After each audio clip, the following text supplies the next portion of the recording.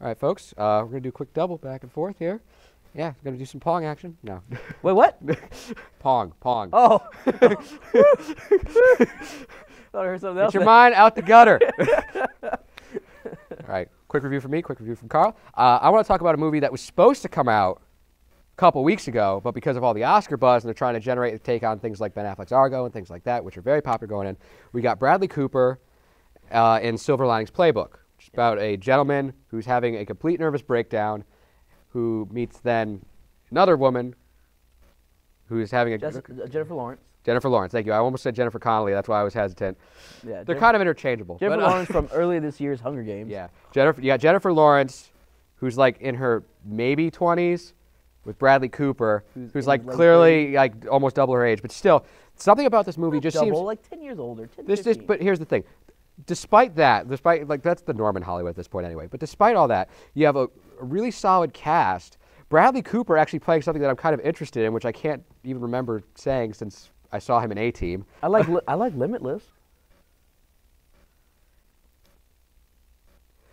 And besides that, the interactions and just the way the script read and just the subject matter, like you have people walking up to Bradley Cooper's character in this and just like, because they know he's just broken. He is just a broken man right now and he has no social decorum. And they walk up to him and they're just like, listen, Jennifer Lawrence's character's husband, like, hey, listen, he just passed away. Don't bring it up. Don't bring it up. Please don't bring it up. He goes, no, of course not. I'm going to bring it up. Walks through the door. So how'd he die? Like, and there's something so honest and real about it, like him flipping out. He reads like The Old Man and the Sea or A Farewell to Arms and then like walks into his parents' room. One of his parents played by Robert De Niro. And it's just like, I can't believe I'm following this guy the whole time. And it ends poorly for him. It's just such garbage. And it's like, it's 3 a.m. Can we please go to bed? He goes, no, you get your apologies from Ernest Hemingway, and like walks out of the room. And I'm just like, there's something so freakishly honest about this movie. It's too weird not to be honest. And it's Bradley Cooper's being like shortlisted for Oscar buzz and everything like that. And all these people for supporting actor. I think this movie has a real shot of being good. I've been pumped to see it, and they've bumped it back to just after Christmas for wide release. They've done limited release in order to generate Oscar buzz. I'm giving this a matinee because I don't think it's going to appeal to everybody. But it's one of those movies, if you're the audience, it's going to hit. It's going to be awesome. It's going to be great. And speaking of movies that aren't going to go with everybody and completely opposite of the Oscar, This Is 40. Yeah, Judd Apatow's little side venture from Funny People. Yeah, Judd Apatow's sequel slash... Or excuse me, Knocked Up, not Funny People. Yeah, sequel slash, spin-off of Knocked Up, starring the same characters that were in the film of Paul Rudd and Leslie Mann, his wife. Yeah. So, they basically is a story of them turning 40 and not wanting to be old people anymore and their whole relationship, married people. And Starfish. And there's Starfish. Yeah, Starfish. And funny cookies and things like that, I have no hopes for this movie. I think it's going to be not as much as buzz or as much of money as Knocked Up did. I think it's going to be a little less because his movies seem to be getting worse and worse.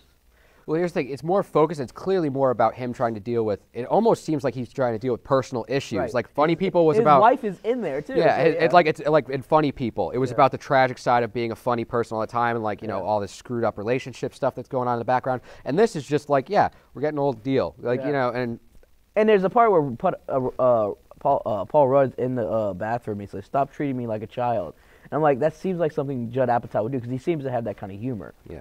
And I mean, it's very close to the character, and so I guess I can't shoot it down completely because the old phrase, like a man who writes about himself in his own time writes about all men all time. I think it's on the border of being a comedy and a romantic comedy almost. I'm getting the same vibe as we did from 5 Year Engagement, right? Where they showed the funny stuff in the trailer, and it's going to be nothing but drama and heartache on the screen. Like it's going to be a serious movie. But I'm going to give it a matinee because I think some people will enjoy it, and I think it'll be somewhat enjoyable. Don't expect. Like Silver Linings Playbook, you can expect greatness from. Yeah. This one, don't expect greatness, just enjoy it. All right, one other movie we kind of got to talk about. Unfortunately, 900-pound elephant in the room, or dwarf in the room. Are you? What? Are you making a fat joke? No, I wouldn't do that. I'm above such pettiness. I make Coke jokes. I make 8-ball jokes. I'll make fat jokes. But anyway, nothing is above me. Anyway. The Hobbit. Let's get this out of the way. Did you see it? I did. I didn't see it. I just got one question. Was there a lot of walking? Yes, and like segments. That's why I didn't go see it. Montage segments of walking. This is one of those movies. There's nothing wrong with it. The acting's fine. But it's the same story. This is, to me, what they're doing by releasing this trilogy is essentially like if Michelangelo had just finished the David. It was like, ooh, there's like one little speck right here, and for every hammer chip you're going, there's another crack that's forming in this. Like the first trilogy was fine. It got Academy Award nominations. It won stuff. You know, Right. like it was a good movie. It changed the game. Like it made nerd movies like a real art form. You know, like Tolkien like is now a widespread thing. That used to be like Dungeons and Dragons stuff, and now everybody's like Lord of the Rings. So I mean, it did something, and like not only that, it launched Peter Jackson's career, because he had before that he was doing like The Frighteners, and then he did this. Actually a good movie. It is underrated, highly underrated. But a lot of walking, and there's nothing wrong with it, but it's not adding anything. And I feel like with every movie, especially as they approach the 3-hour mark, every one of them, it's chipping away at what I remember what was good about Lord of the Rings. So my review for this: wait for DVD. Wait for DVD. If But- you're, but I mean, at least with DVD, you get to pause for the bathroom that's what I'm break. saying. Like, there's no intermissions. And the fight sequences are really hard to follow. And there's almost no character development on this entire group of 12 people, or excuse me, 14 people. I wasn't including the Wizard and the Hobbit. Right. But I mean, as far as it's concerned, I mean, if you miss it, you're not missing much. And with that, we'll be back with more here at Shaman Movies on Real Talk NOLA.